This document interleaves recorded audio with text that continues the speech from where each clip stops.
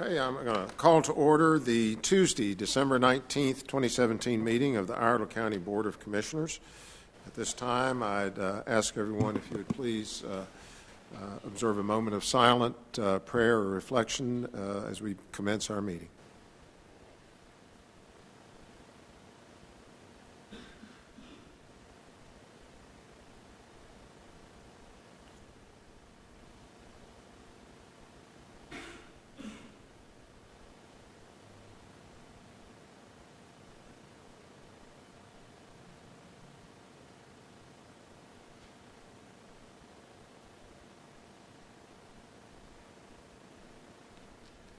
If you please stand for the Pledge of Allegiance.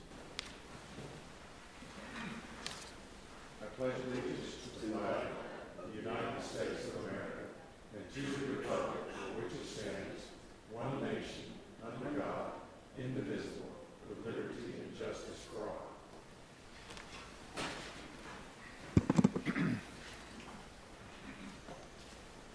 Before we get into adjustments to the agenda, I'd just like to wish everyone a Merry Christmas and to ask you to keep in your thoughts and prayers those folks who will be working this Christmas season to provide protection and support to all of us. There's a lot of people that work, particularly in our first responder community, emergency services, our hospitals, our law enforcement, and they never take a day off. That's a 24-hour, 7-day-a-week commitment to the people of this county. So we ask that you keep them in your prayers, and we thank them for their service.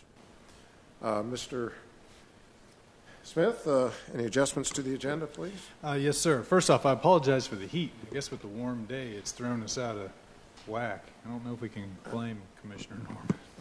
This was Commissioner McNeely's weight loss program you mentioned. Exactly. I'll disappear up here in a minute. I do have a couple of amendments, actually 3 amendments to the agenda. First will be under administrative matters.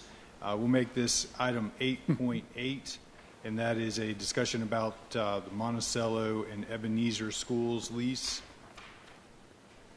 Item number 2 I'd like to add is a discussion of the proposed concealed carry ordinance under unfinished business, and then removing the health department access item from unfinished business.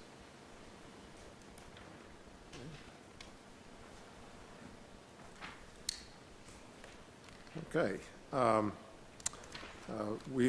first item on the agenda, item 5.1, resolution, is going to be coordinated with the Iredell County Bar and the staff at the court system to determine what policy we should have and going forward as we recognize attorneys and other court personnel for their service to our community.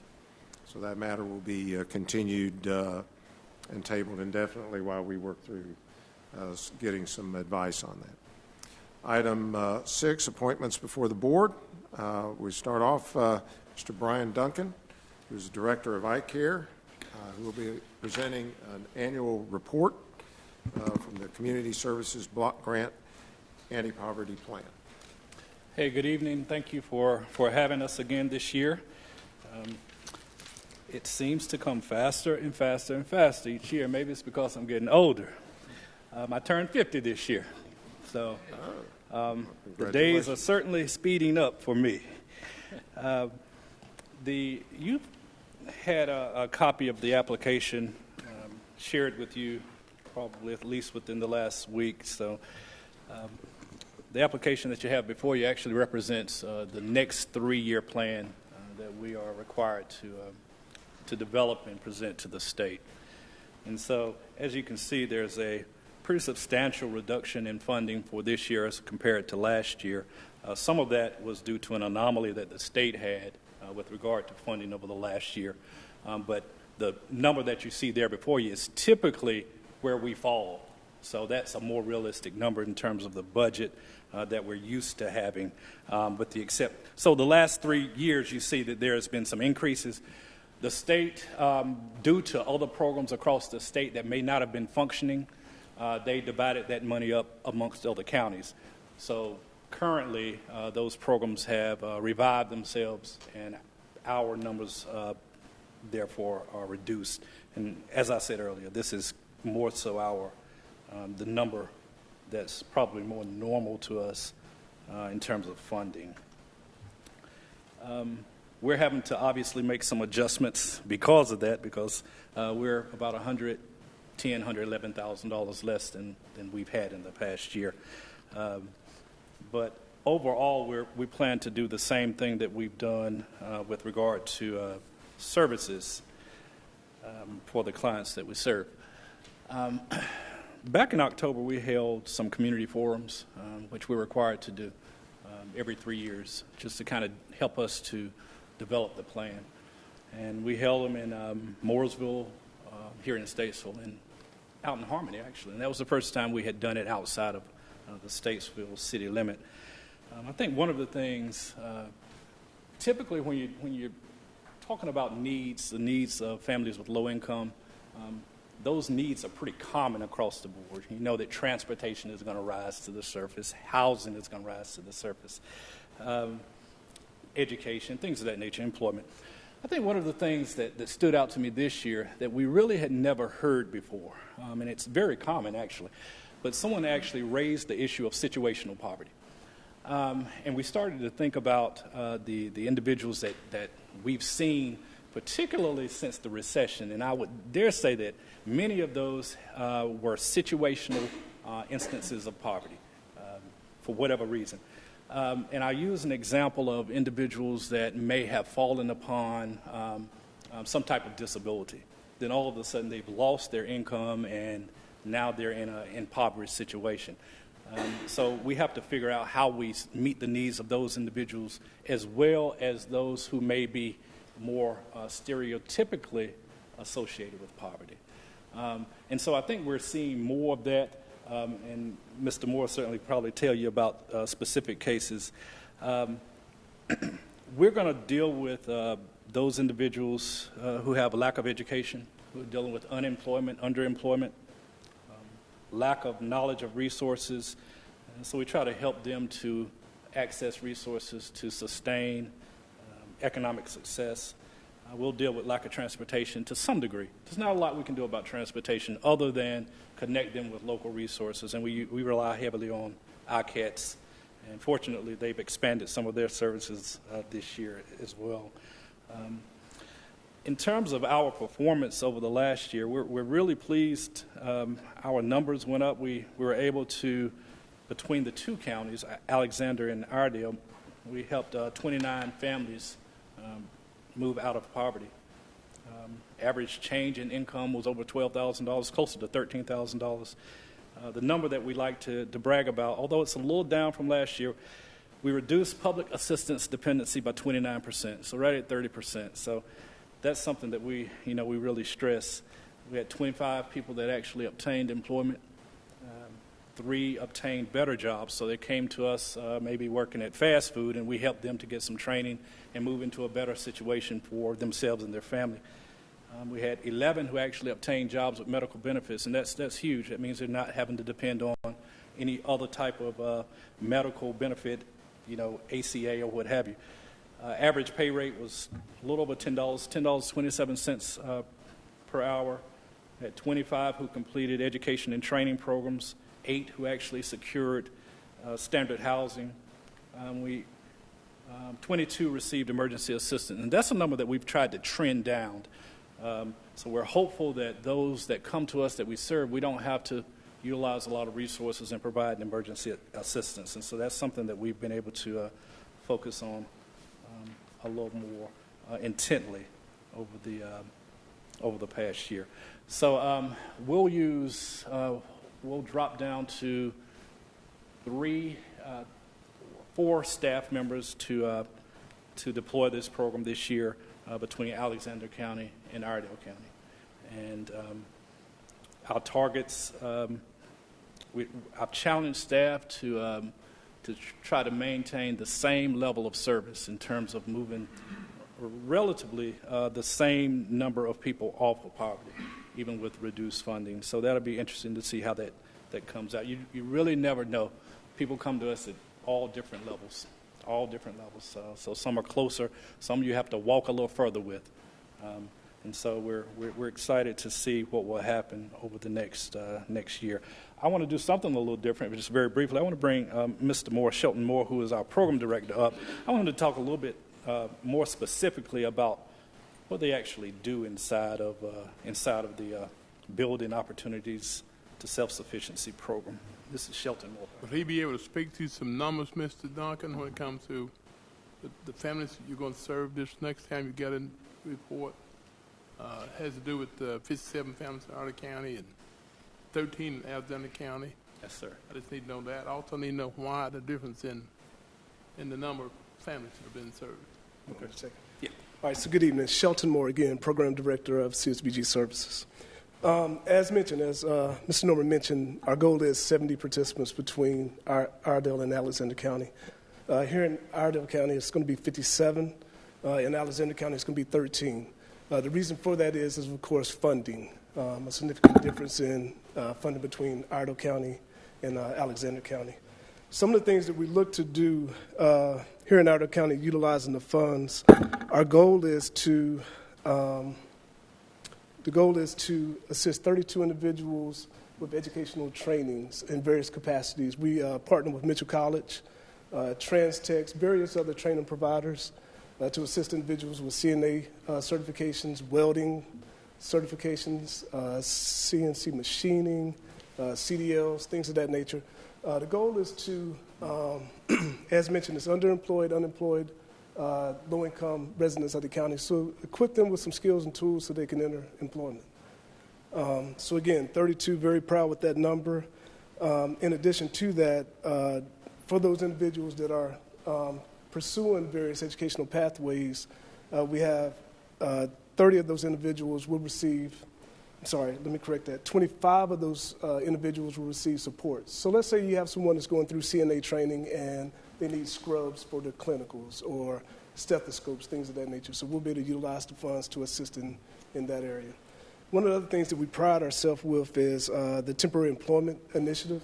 With that, we're able to pair or couple that experience with on-the-job training. So we have a video that's located on our website. I encourage each of you to visit the website and view the video. It's also on YouTube, so you can do a YouTube search, type in ICARE Inc., and you'll be able to see some of the successes.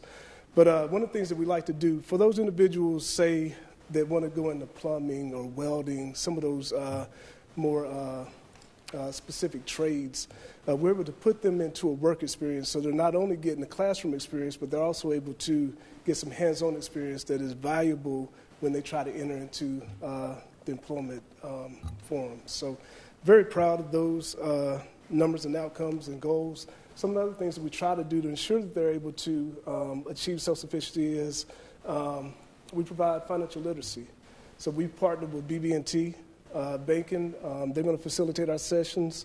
We also have privilege too. They have an interactive course training as well that consists of 24 modules. So they'll be able to go through each module from check-ins and savings to home ownership and get a certification upon completion. So very proud of that. We also provide work readiness opportunities, employability skills training, a lot of emphasis on soft skills. When I go out and meet with various employers, they often talk about, not too much concerned about the skill set that this person is bringing in terms of their hard skills, but they're more concerned about those soft skills. How this person works well in team environments. How well do they do in terms of punctuality? Those things that, again, that are necessary to function a shift, a day. They need people that's going to show up on time, very important. So we do make sure that that's an emphasis. Those things are done monthly. So again, just trying to make sure that everyone's equipped, those that do enter and seek assistance, that they are able to come in with a goal. We assist them with that goal, make sure they're equipped with the tools to leave, either with a certification, better employment, or in the end, employment that leads to self-sufficiency. I got a couple questions for you. Sir. Back to Brian's situational poverty. Is this situation enabled you to get with your our Iredell County and Alexander County state legislators to identify because it's probably not been a funding stream specific line item in the past. But I can see where if we don't address the situational short-term situation, it's going to become part of your long-term statistics. Because the people that I hear from out there that usually don't know the resources, don't have a way, say they have their vision takes them from driving a truck full-time to where they could be retrained in some program to do something different. But if we don't get those people into some type of retraining program and have some type of revenue stream to help you do that, along with Mitchell, the situational short-term is going to become situational permanent. Because if they have to go on long-term disability because they can't be retrained and put back in the job market, I just didn't know if that avenue has been addressed since it's kind of new to you also. Can we help you somehow talking to state or federal legislators to come up with some type of additional funding to specifically address those situations? Absolutely. Thank you for the question. We've not had the opportunity because it is, like I said, we just got the information from the forum. But it certainly is a golden opportunity to present it to our state legislators and federal officials as well. I think the biggest challenge with those who are in those situational poverty, instances, is that they don't know about us. They have had no reason in the past. They don't know about you. They don't know about resources. Absolutely. Situational poverty could come from a divorce. It could come from bankruptcy. It could come from an injury, from anything really. People getting out of the military, veterans. There are all kind of situational poverty situations that people maybe didn't grow up in that, because of situations beyond their control. That's why it's called situational. But we've got to figure out a way, working together with you guys and DSS and whomever. Those are things we've got to figure out, because Marvin and I are on the education task force, and we're doing more choice programs and trying to work with Mitchell. We're not just concentrating anymore on just 4-year college-bound kids. So along with some of your training programs, if we could really dive into identifying some of the situational redirection of training and funding somehow, because it may just be something no one has specifically addressed, thinking that time was going to work its way out. I think, and I absolutely agree with you. I think it's an opportunity also to kind of work a little more cohesively with the resources that we already have in the community. I think all of us probably need to do a better job of working together, probably with the same families that we're all already serving. And to try to move them along a little faster and to help them in a better fashion. So I absolutely support it. We're willing to do whatever we need to do to make sure that we can address those issues. Let us know where we can help you with that, maybe. Appreciate that. Absolutely. One more question, Mr. Duncan. Yes, sir. I know this is a specific grant, this specific number of people, group of people. What about the summer program that ICARE used to operate? Do you still operate that? No, sir. Was that grant money or?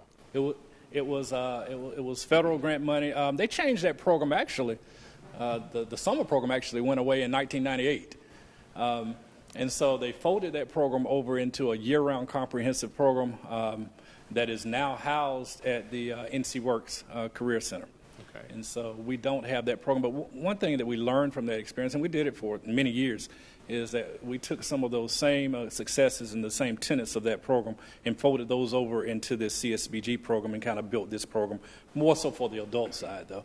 But there's certainly a need out there for those youth that I think we're missing, and we can, explore some options. We've got some ideas that we've been talking about to try to capture some of those youth in just a summer work experience component. Yeah, that's what I'm speaking of. Yes. And I don't know if we answered your question clearly, Commissioner Norman, but the difference in funding between the two counties, so we're looking at about $227,000 for Iredell County and around $52,000 for Alexander County. So you have to spend that money in the county it's allocated. That's correct. For. So that's the difference in That's discrepancy. the difference. Okay. Yes, sir. Thank you. All right. Thank you.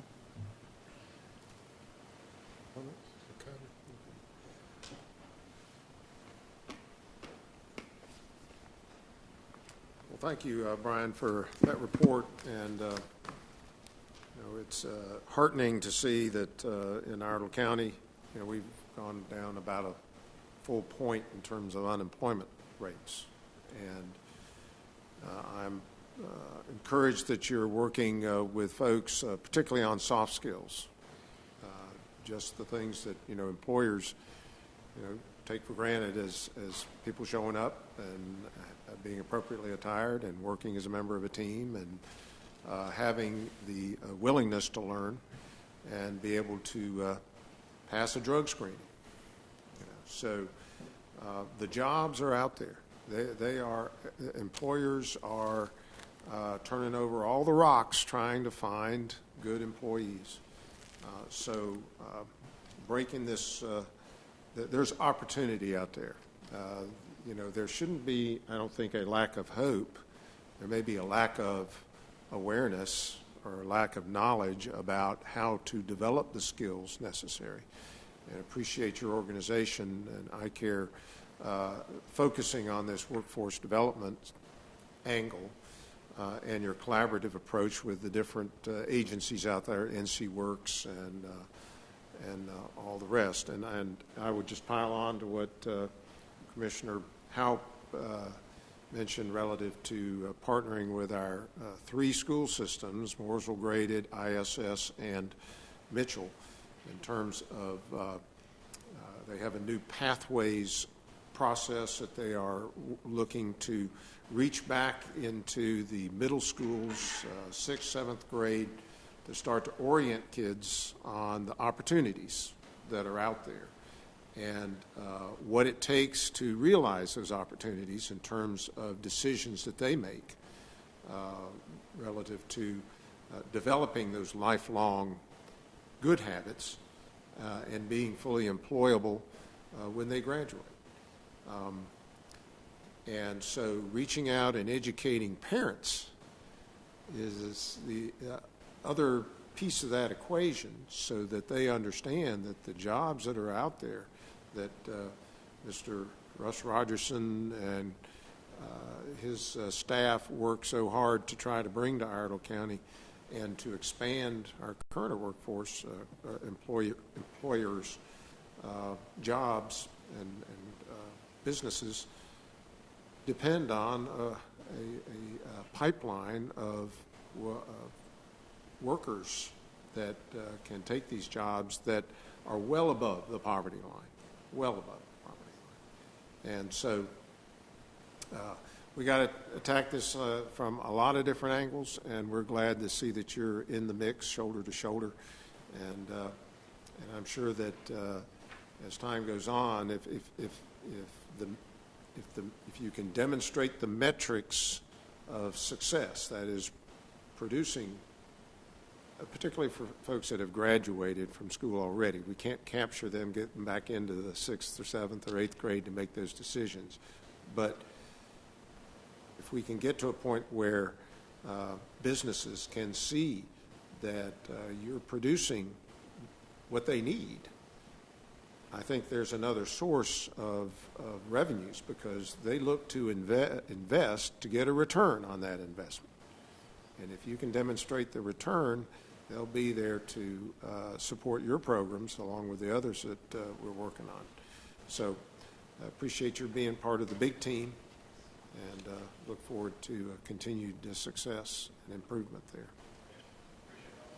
Thank you. Merry Christmas.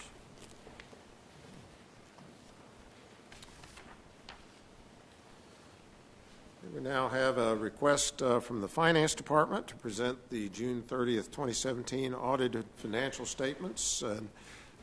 Deb Alford, our Chief Financial Officer, will introduce Ms. Cassie Wilson, auditing team. Thank you. It is a requirement that the County of Iredell be audited every year by an independent outside auditing firm, and we have just finished up the audit season for June 30, 2017. And while it was my 18th year of audit season, it was my first year as the finance director for Iredell County. And I'm pleased to say that we have a clean audit opinion once again. But I would like to publicly thank Susan Cornell, Assistant Finance Director, and Caroline Taylor, our budget analyst. They pulled a lot of weight on this and a lot of tireless hours getting this document pulled together, and I truly appreciate that. Now I'd like to turn the presentation over to Ms. Cassie Wilson. She is our auditor with Martin Starnes and Associates.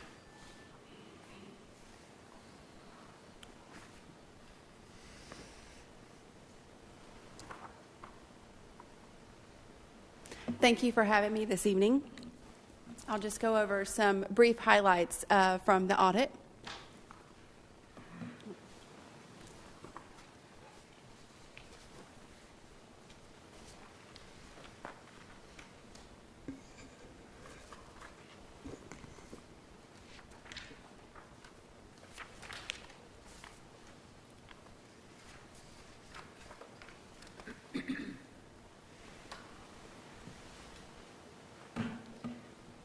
So as Deb had mentioned, we did issue an unmodified opinion, which is a clean report.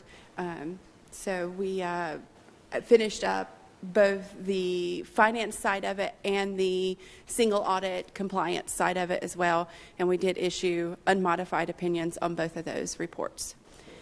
We do want to take a moment to thank all the departments. It takes a lot to get all the information together for us. It takes a lot of hours and resources from us and from your staff as well. And we greatly appreciate everything that finance did, all the hours that they put in, all the communication back and forth to get everything completed. And a huge thank you to DSS as well, because they see us quite a few times, and there's a lot of back and forth with them in completing the single audit side of it, and they are very helpful. We just appreciate everything that everybody put in to complete the audit in a timely manner. So the general fund, total fund balance, ended at $92,824,719. That was an increase over the prior year of $12,195,291.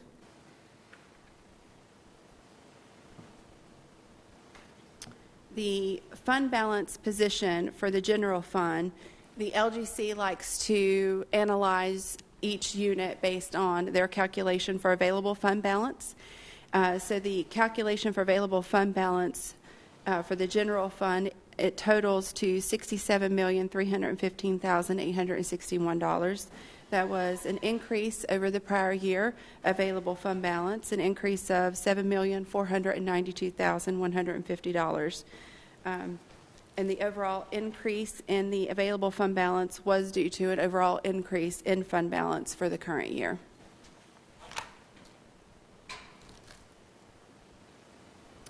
So the fund balance percentage for the general fund, looking at expenditures, this is also something that the LGC looks at the percentage and compares units of similar size by population to one another.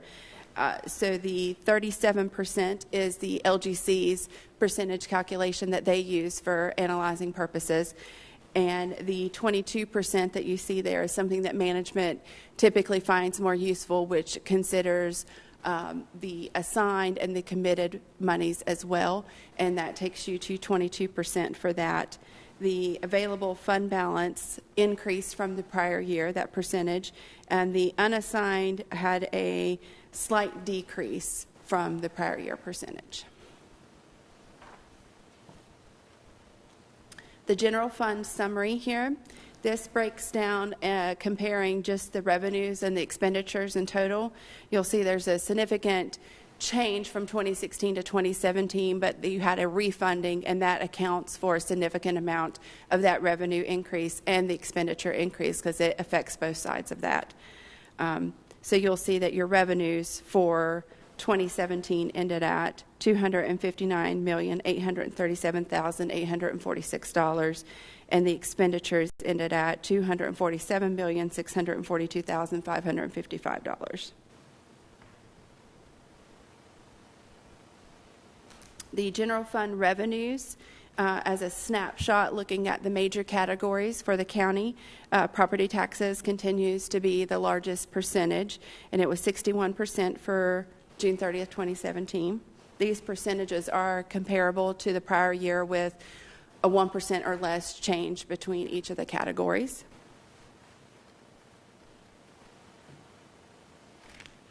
The ad valorem taxes, specifically one of the, your property taxes, your large amount of revenues, that increased from the prior year. It ended at $118,808,837, about a $3.9 million increase. There was significant changes that were in the property taxes, real property and vehicle, so the levy was larger, and that was the valuation that was placed on those. So it wasn't a tax rate increase. That was just the levy valuation had increased. Other taxes and license, that ended at $38,422,140. So that had an increase of about $2.6 million, and this category is mostly the local option sales tax.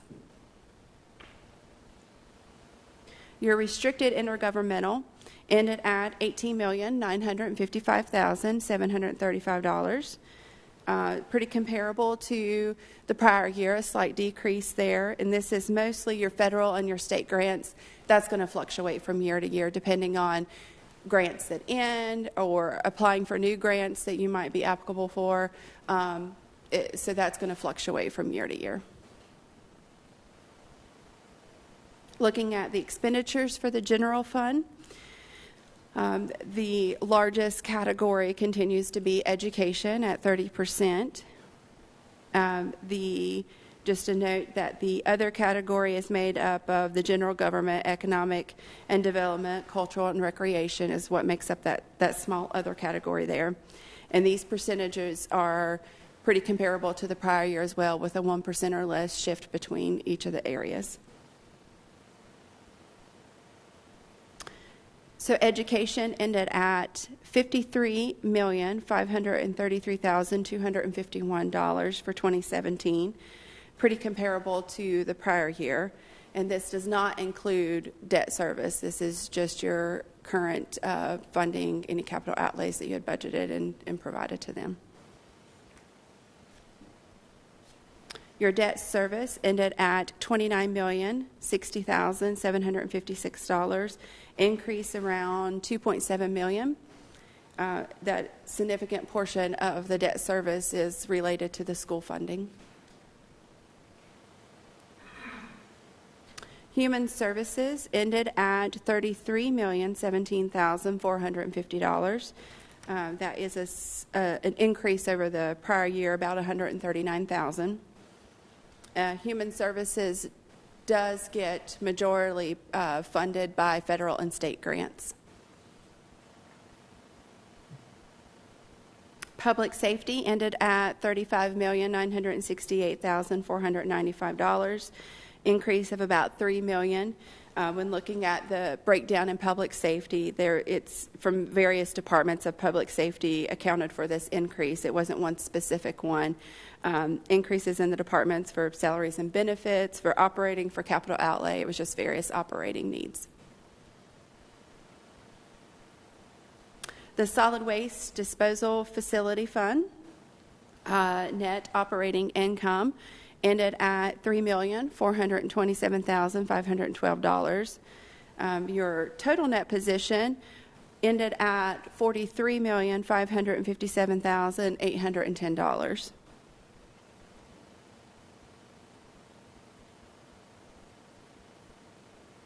For the EMS Special Services Fund, your net operating income was $12,468. That total net position was $1,846,882.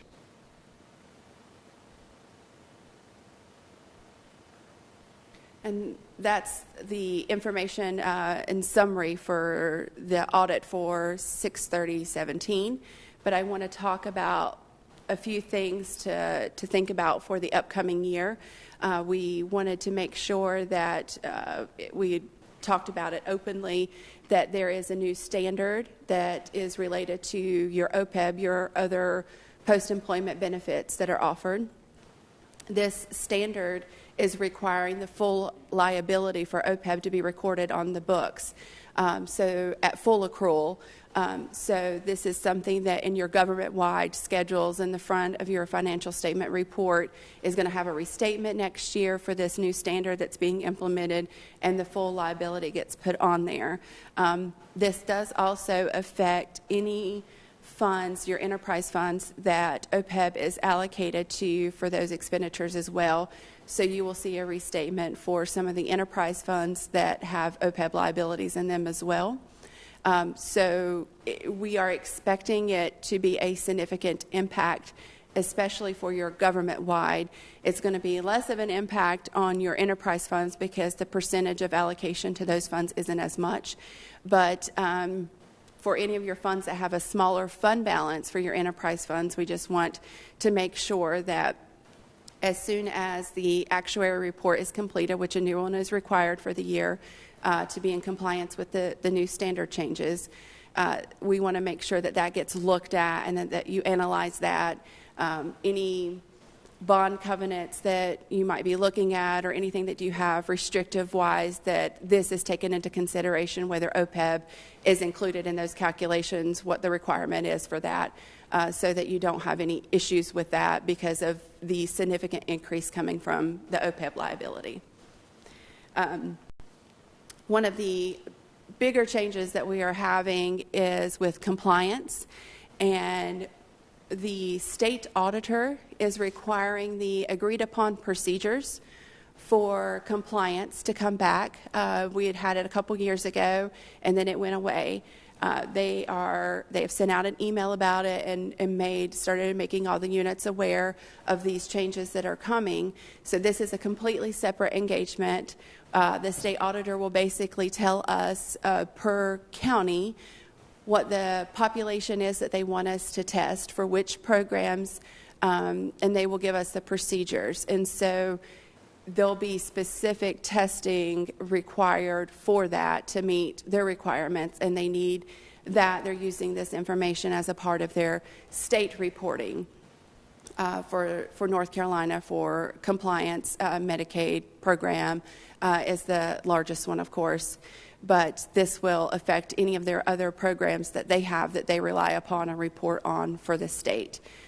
So we don't have any other detailed information to share with you or how that's going to impact for next year, other than we're expecting it's going to be additional resources on our end and on DSS's part, finance's part, to work together to get all of that completed. There's also a change in your reporting for your schedule of expenditures for federal and state awards. Previously, they've been reporting direct benefits on there for like Medicaid and some of their top programs like Children's Health Program. Those are going to no longer be reported on your schedule because they're being reported at the state level. And so that's going to significantly reduce the amount of federal and state awards that are being reported, and that's going to impact the programs that are tested, the compliance requirements for that. So whereas before we may have tested 3 programs for your county, we may be doubling that. And that's not just DSS programs, that's finance programs as well. So that's going to be additional resources, again, to complete that testing because your dollar thresholds are changing on your schedule. So we just want to make sure that you're aware of those upcoming changes. And if you have any questions, let me know and we can talk about that more. But we're just trying to get more information from the state auditor's office, have the LGC share that with us as soon as they're ready to talk in more detail about the impact of that. But we've kind of looked at the schedules and try to project for next year so that as soon as we get more information from them, we can share it with you. Ms. Wilson, could I ask you a question on this new standard for OPEB liability? Mm-hmm. Is that a nationwide or a statewide new standard? Well, it's the governmental standards board that is implementing it. So this is something that is, as far as recording the full liability, that's something that across the state of North Carolina, I'm not in detail. I don't know the information on how other states are reporting that, but any other post-employment benefits that are being offered, to this point, there hasn't been a requirement to have that full liability on the books. So your governmental standards have allowed you to only record a portion of that liability, and that's something that going forward you'll have to, every unit in North Carolina is going to have to report that. I don't know how outside of the state of North Carolina how it's being handled, but you're required to get that full liability recorded. And the actuary has changes in how that's even being calculated and how they're looking at that and analyzing that. Okay. I applaud the inclusion of that because that's, a bottom line out year obligation that you've got to have a handle on. But if the state of North Carolina is doing it and other states aren't doing it, or they're doing it, computing it a different way, then how is that going to impact the rating agencies, our credit ratings vis-a-vis these other states? We're setting a higher standard. Is that going to penalize us in terms of our ratings when others may not be reporting? Well, that's right, and that's why we want to make sure that when it comes to that information, what's included in those calculations and that analysis of your ratings, that they're not including OPEB on that. Now, this year in your report, there was a restatement, and Leo, your law enforcement liability was put on there, and there was a restatement from that as well. So next year is OPEB's year to have that implemented and have that full liability be recorded, trying to be more transparent with what the future liability may be, but it is an estimate, and it is up to the actuary to be in compliance with the standard and meet those requirements for the calculation. But as far as how it's handled in other states and their other reporting, I'm not sure, but it is a governmental standard that is required. So I don't know any more details outside of North Carolina, though. Deb, can we get a hard copy and an email of her presentation, the diagrams and all, please? Thank you. Any additional questions of Ms. Wilson? Thank you all for what you've done. Okay. Appreciate your work, Deb, staff. Really, that whole auditing procedure is it's a bear, and I know it eats up a lot of staff time and your Martin and Starnes time, and I just appreciate the professional interaction with our staff, and we all appreciate our staff in all the departments, and especially in DSS where there are so many complicated rule sets and difficulties with computers that make, it seems like sometimes you spend $1 accounting for a dime. But we really appreciate your sharing your audit, and we look forward to that being the basis for us to go forward and continue to get highly competitive rates and high ratings on any of our bond issues. Thank you very much. Thank you. Thank you. Merry Christmas. Mr. Chairman, I'd like to thank the Finance Department, too, for a job well done. And noticing one thing in here, our local sales tax increased almost 5%. And I think that is a wonderful number to see. I'm saying the economy had something to do with it, but I also want to mention that if we spend our dollars here in Iredell County, we will grow our tax base and not really have to put forth much effort. So I hope the public realizes that, how critical it is to shop locally and spend your money locally and what it does for Iredell County. Thank you, Commissioner McNeely. Okay, at this time, we'll move on to item 7, which is a public hearing for consideration of an economic development incentive for Project Z. Mr. Russ Rogerson from the Iredell, what are we calling you now? Iredell County Economic Development Corporation. Okay, so it's official. All right. Thank you, Mr. Chairman, Board of Commissioners. It's a pleasure to be here this evening to present to you a project, Project Z. They have potential plans to locate in our community, and at this time the company requests to remain known as Project Z until a final location decision is made, and we anticipate that decision to be made sometime in January. They're an international manufacturer that is considering the purchase of a facility in the Statesville area, but it's in the county, not in the city of Statesville. Their plans would be adding a significant amount of machinery and equipment for their process. This project will create up to 91 full-time positions with wages paying $23 an hour or almost $48,000 a year. They will generate up to $16 million in new tax investment, the $15 million of that being equipment. This project would be expected to be completed in 2018. So hopefully, if the decision is to move forward, the purchase of the facility and the equipment installation up and operational in 2018. In accordance with the Iredell County Industrial Development Incentive Program, we're requesting that an incentive be granted for Project Z in the amount of up to $62,000 per year for 5 years, totaling not to exceed $310,400. On behalf of the Iredell County Economic Development Team, I want to thank you for your consideration in this matter, and we'll be happy to answer any questions that you may have. Are there any questions or comments from board members? Well, we thank you for the diligent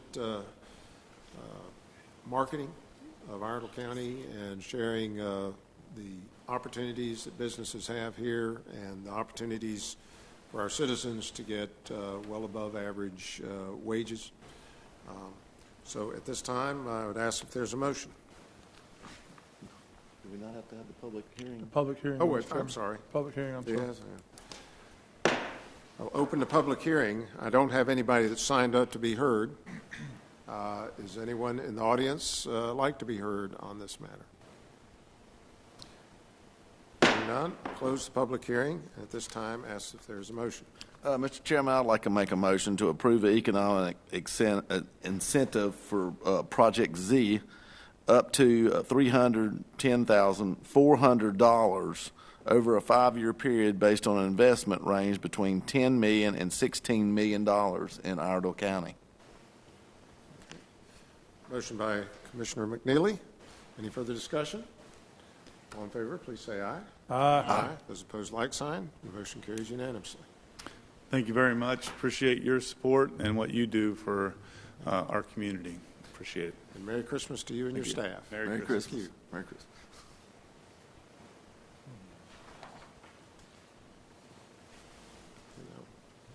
Now move on to the matters in item 8, administrative matters that were appropriate for consent agenda.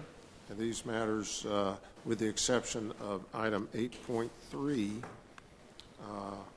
were discussed and agreed upon in the pre-agenda meeting at 5 o'clock. And so is there a motion, or I tell you, Mr. Smith, if you could, for the record, review each of these, and then we'll entertain a motion. Thank you, Mr. Chairman. Item 8.1, this was a request from Facility Services for approval of an agreement with our Iredell County Architect to cover insurance requirements for his services. Item 8.2, a request from Mooresville Fire and Rescue for approval of $19,430 in budget amendment number 17 to allow them to spend from their reserve to purchase equipment.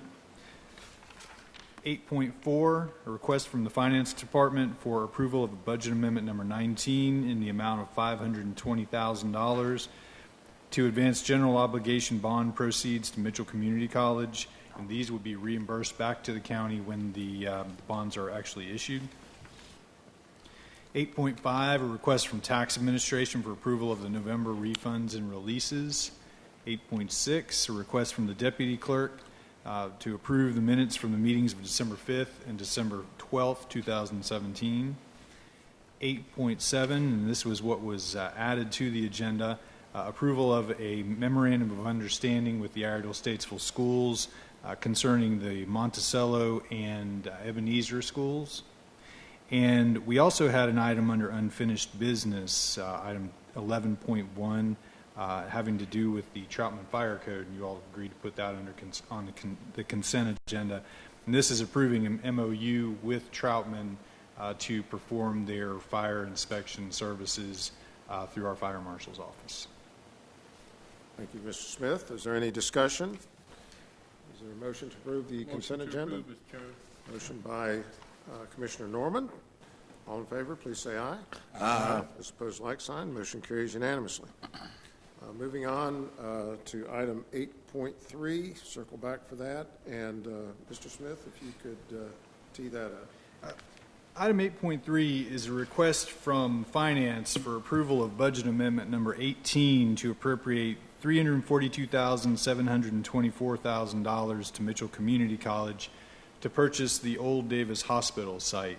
And I know the board is well aware that this has been a 3-year process of purchasing that site, and in the last, I guess, year or so of the process, demolishing the hospital, remediating asbestos, and getting a clean site for the building of the new Mitchell Community College Health and Human Services building. I'm not sure the official title of that building at this point.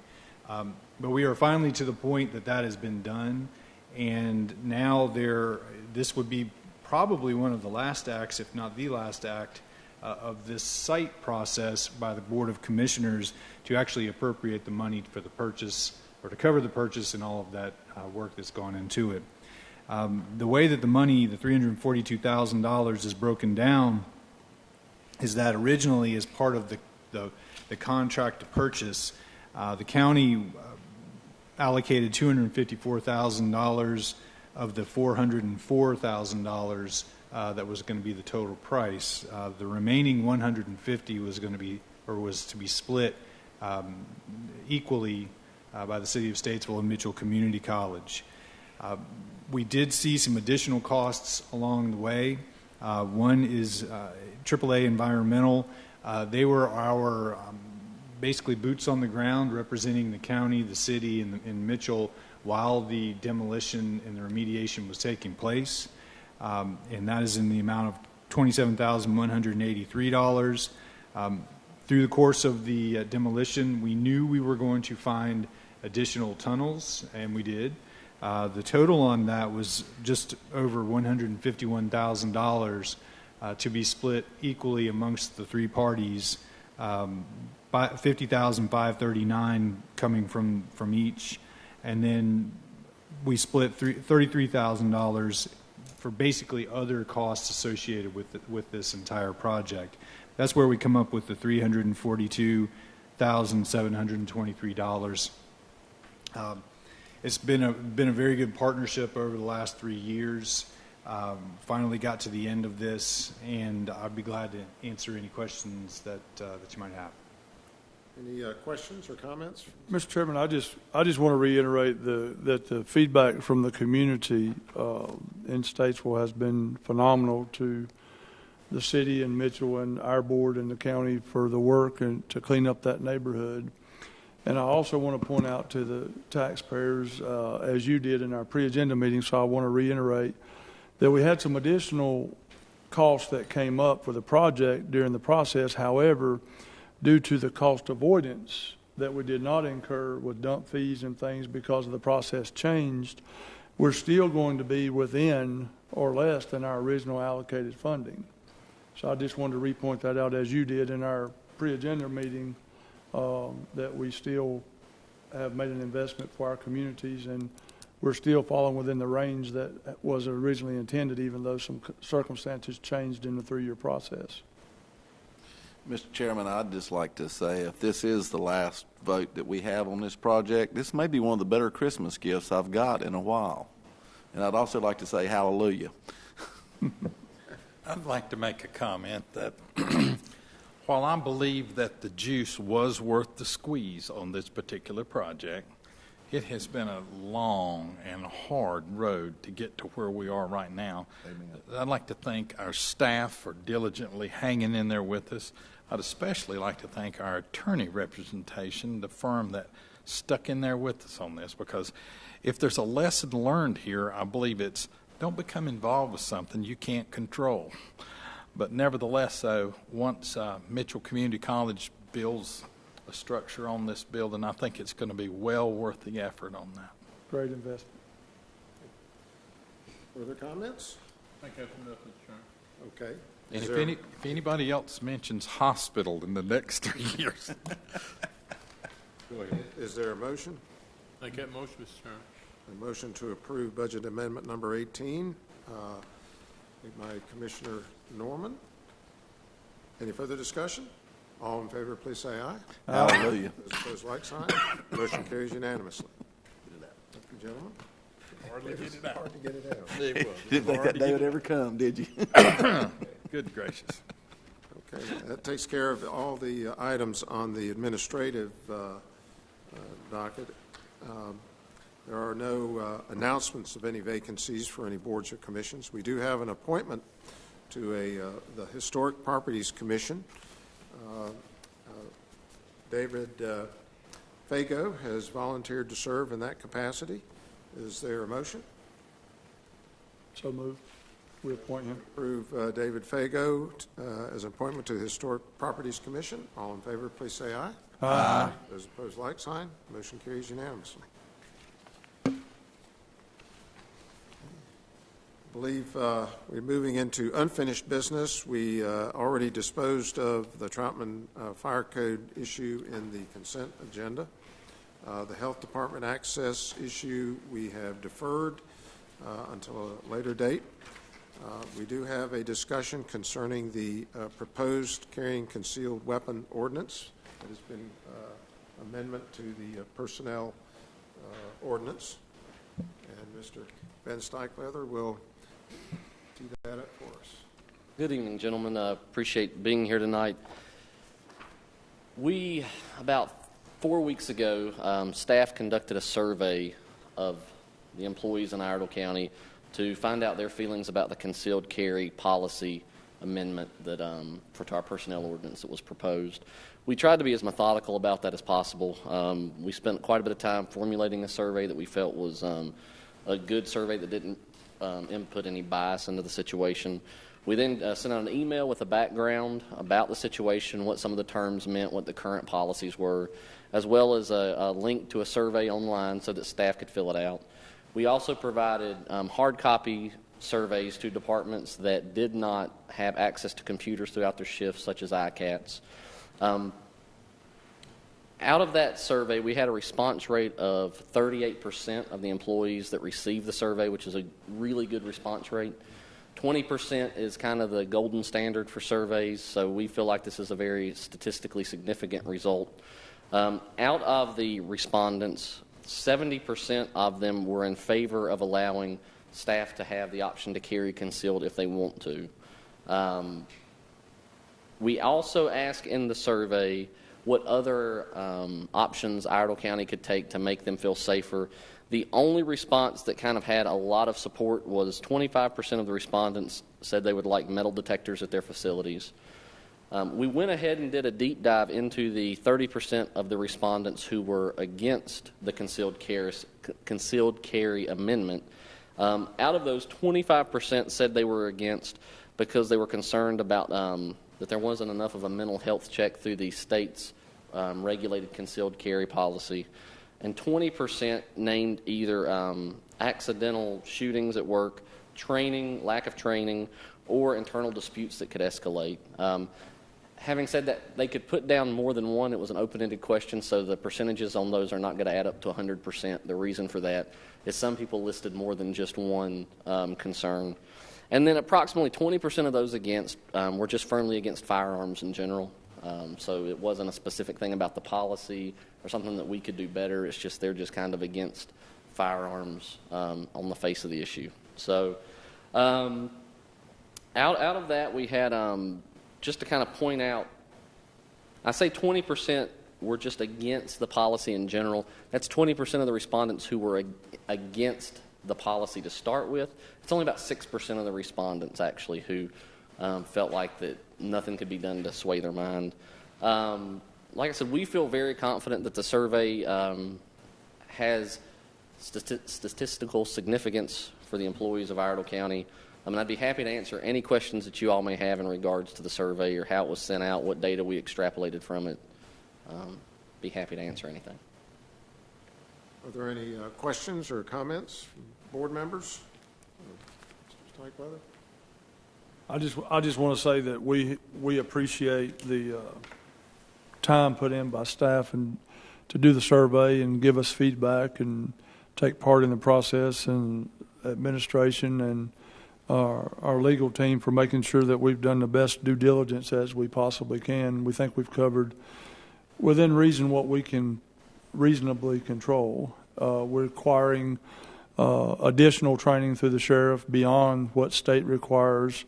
So we've taken a step further beyond what's required for the general public to carry concealed in the public. So I just wanted to say from the General Government Task Force side, I think we've done all we can do due diligence-wise. Mr. Chairman, I'd like to make a comment about this is a component of a larger piece of legislation that we started some 2 years ago. The first piece was to try to make our employees safer and make everybody that egresses through our buildings safer. And the first part was the active shooter training. What do we do if there's an active shooter? And we have successfully gone through that. I believe we have a sufficient amount of training under our belt on active shooters. How do we handle that situation? Second component is to try to make our buildings safer, to know who's in the building, know where they are in the building, and to somewhat limit some access. Now, with limited access to a public building like that, it doesn't come without criticism. I know folks don't like to be inconvenienced with things, but it's in an effort to keep everybody safer. So this concealed carry piece is not something that we just dreamed up. We thought it'd be a good idea. We have really wrestled with this to see, is it right for Iredell County, and does it actually make you safer? Our effort was not to put the responsibility of one's safety back on them. It was an effort to not take that right away from them. And but I think we have. I think we've put a lot of thought in this. We've got a lot of staff time in it. I think it's a well thought through program. Maybe in a couple of years we need to revisit it and tweak it. Who knows? But the reality of it is things aren't the way they used to be. They're like they are now. So we have to take these steps to be proactive to keep our people safe. Further comments? Ron, was this an amendment, I think, Beth, to our Chapter 10 in our personnel ordinances? Okay. In the code. As well as what? Code of ordinances. Okay. First, I'd like to just thank the General Governmental Task Force with Commissioner McNeely, who dug through a lot of the details on this personnel ordinance, and listening and collaborating with staff and getting input, has crafted a very thoughtful and I think cogent kind of approach to the issue. As has been mentioned, we live in an unfortunate day and time where individuals take advantage of soft targets to commit mayhem. And safety and security of our employees is of paramount concern to us as a county employer. And this will give an additional layer of responsiveness to any situation that might develop. Sometimes, unfortunately, the best way to deal with an active shooter is to have a reactive shooter, someone that can protect themselves and in the process of protecting themselves, likely protect others. That in conjunction with the other passive measures and active training that Vice Chairman Bowles has outlined is a package. There's no one action that can inoculate and make an environment perfectly safe. But you can make it a harder target, and people will pass those by in favor of softer targets. That's just the way that is. So, and in the process, we've had a public hearing. We've taken into account comments that we received at that as we evaluated the ordinance, and what's most important to us is the feedback that we got from our own employees. That was a pretty significant, statistically significant response and sharing of their concerns. And we will continue to listen to those concerns and make adjustments as necessary. So, that being said, is there a motion? Mr. Chairman, I'd like to make a motion that we approve our concealed carry ordinance and amendments to the Iredell County Personal Ordinance and Chapter 10.5 of the Iredell County Code of Ordinances as written and presented to the board. Motion by Commissioner Houck. Any further discussion? All in favor, please say aye. Aye. Those opposed, like sign. Motion carries unanimously. Thank you very much. Thank you, Mr. St. Leather. Thank you all for your work on that. Moving on to a public comment period. This is a public comment week. Is there anyone that has signed up? I don't have anything before me. I'll inquire as to those. Deputy, would you like to say something? Okay. It appears that no one's there, but I will open the public comment period. Solicit again anyone that'd like to be heard. Hearing none, I will close the public comment period. New business. I don't believe there's any new business come before the commission unless somebody has something. I just wanted to tell everyone Merry Christmas. We appreciate their work all year long from staff and feedback from the community. Ditto. Okay. County Manager's Report, Mr. Smith. Thank you. I really don't have much to report on other than a couple of quick updates, well, 3 updates. One, we've got on Harrell Street near the jail on the north side of Stockton. You know, we've got an area there that we have cleared out some houses over the last couple of years, and if you go by the jail construction site right now, they've got if you compare the jail site to the public safety site, it's real cluttered because it's so tight. David Salibi and I were talking yesterday about, he'd asked me what the possibility was of using that site as a laydown area for some of the things that are bigger and bulkier while they're doing the infrastructure work especially. And I told him, go ahead and do it. They'll fence it in. But I wanted to let you know we're going to be migrating over somewhat for some time to lay down. Right now it's rebar and concrete, culverts, stuff like that, because we have to. Hopefully we're able to get that back, but we'll have a security light up and we'll have fencing. And I've asked them to just make sure it does not, it's not detrimental to the neighborhood, because we do have folks living across the street on Harrell. And if you go out now, both sites are, it's like a bunch of bees out there right now. So people are all over. It's all infrastructure. I think they're digging their footings now on both sites, and they're working on on what was going to be a retaining wall, but what we're using is soil nails on the bank down from Dr. Milam's office on the jail. So that's going to be shoring up that side, and they're making good progress. So this is probably my last opportunity to update you on the jail, but both of them are moving along real well. And just so you know, we're talking about Christmas. County offices will be closed Monday and Tuesday of next week. So, thank you. Thank you, Mr. Smith. We have already conducted a closed session to review matters of property acquisition, personnel, attorney-client, and economic development. I won't cite the general statutes since I did that previously in the pre-agenda meeting. Having met, there are no action items to report out on at this time. So, is there a motion to adjourn? Motion to adjourn. Oh, is there a second? I was getting ready to second it. Merry Christmas. Merry Christmas. All in favor, please say aye. Aye. Motion carries unanimously. Adjourned.